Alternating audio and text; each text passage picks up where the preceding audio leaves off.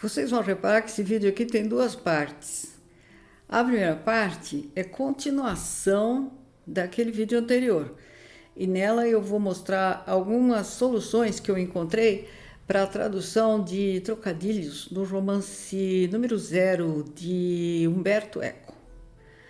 Na segunda parte, eu vou apresentar dois desafios, um para tradutores de inglês e outro para tradutores de francês. Eu quero ver quem resolve esse desafio. Aguardem. Vocês vão ver. Até lá.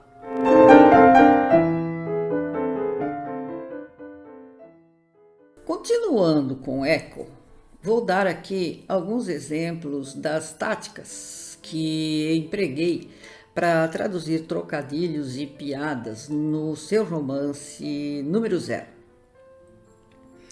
Por exemplo, numa brincadeira entre os jornalistas, cheia de trocadilhos, há um arremedo de adivinhação, que é assim: perché 150 la gallina canta? Pergunta, né? Resposta: perché se la gallina cantasse a 33 sarebbe il gran maestro della massoneria.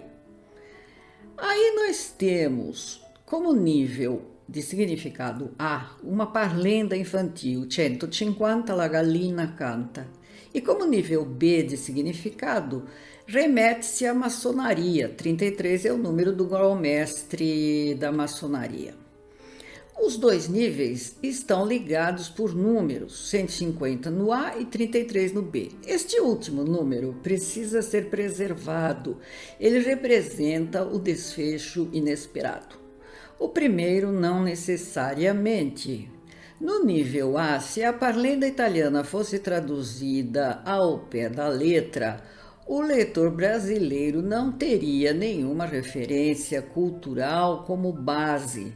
Então concluí que precisava encontrar algo também do nível da parlenda ou coisa semelhante, que brincasse com números.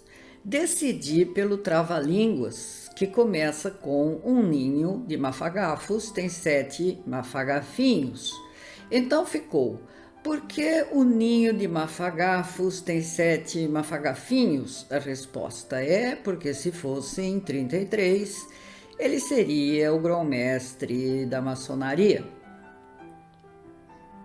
Num dos exemplos que o narrador dá sobre as técnicas jornalísticas nesse mesmo romance, está uma carta de um leitor indignado por ter sido acusado de festejar os idos de março, ou seja, a data em que César foi assassinado, 15 de março do ano de 44. O leitor escreve para desmentir, dizendo que foi mal interpretado, pois festeja sim o dia 15 de março de 1944, data em que nasceu.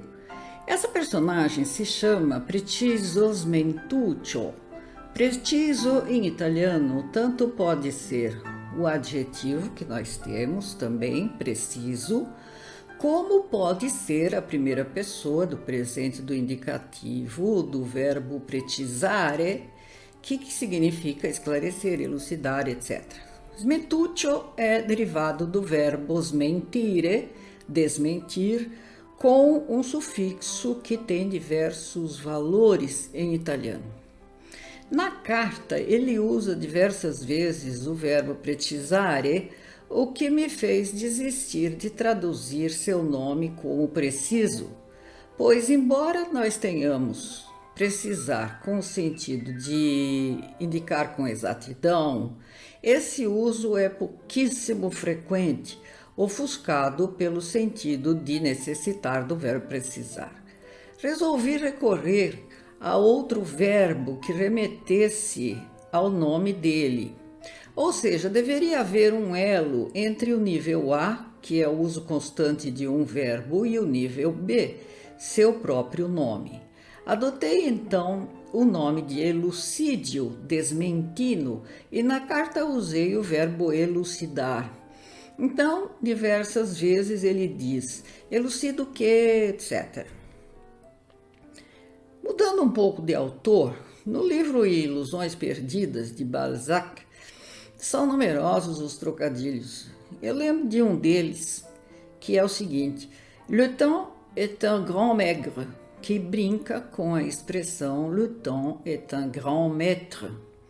O tempo é um grande mestre.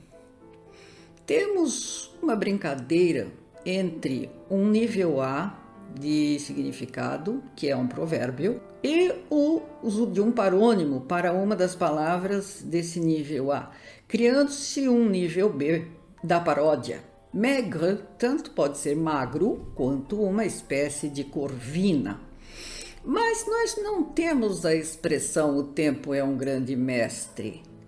O que nós temos é o tempo é o melhor remédio.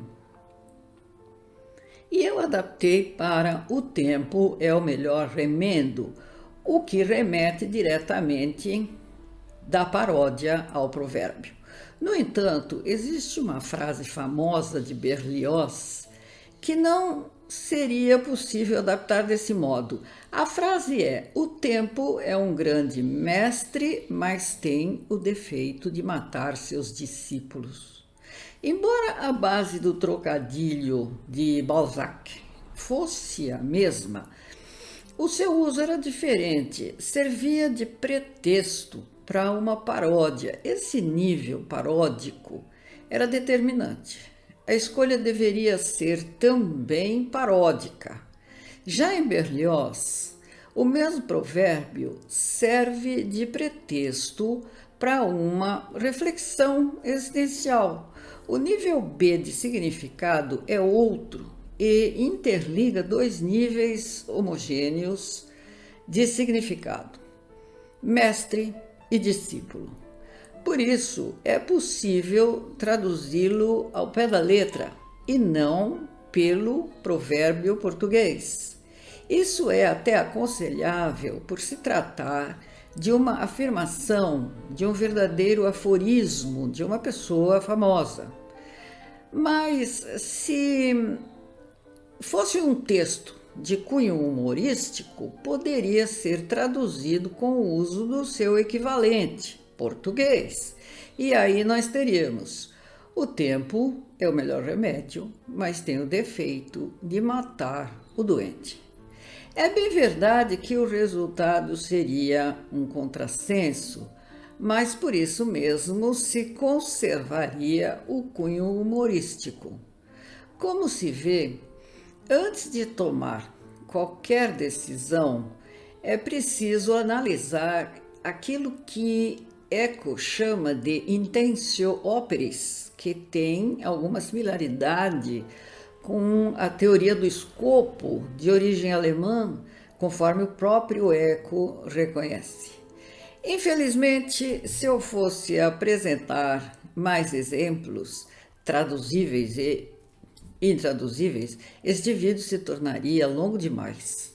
De qualquer modo, é bom lembrar que na tradução de trocadilhos e xistes é preciso analisar os âmbitos de significado em que os elementos se interligam e, a partir deles, tentar traçar uma estratégia para provocar no seu leitor a mesma impressão causada no leitor do texto de partida.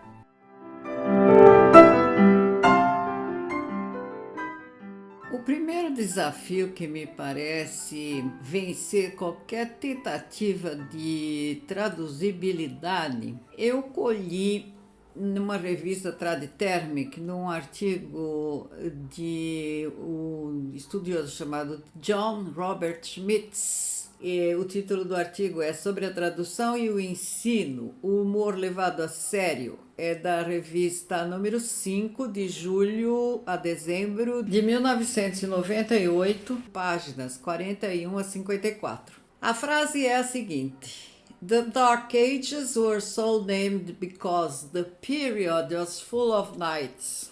Então aqui, como vocês percebem, a brincadeira é com a Idade das Trevas, que se vale de um homófono entre night, noite, e night, cavaleiro. Então, aí nós temos esses dois níveis de significado, a noite e o cavaleiro. Eu acredito que esse trocadilho desafia qualquer criatividade. Se alguém tiver alguma boa ideia, que por favor nos mostre.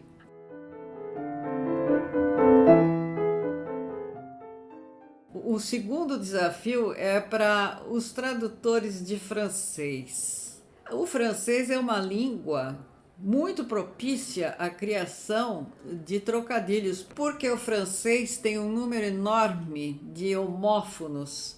Então, o tradutor de francês está sempre tropeçando em verdadeiros enigmas para resolver. Mas eu conheço poucos enigmas como essa canção que vocês vão ouvir agora, e eu vou colocar a letra dela para vocês acompanharem. On est samedi ce soir et moi au bout du comptoir du petit bar de Monsieur Édouard. Je pense, les copains m'appellent si rose et je ne comprends pas pourquoi.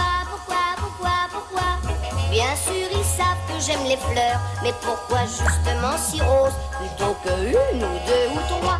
Les copains m'appellent si rose. Pourquoi m'ont-ils donné ce nom? Bien sûr ils savent que j'aime les fleurs, mais pourquoi justement des roses plutôt que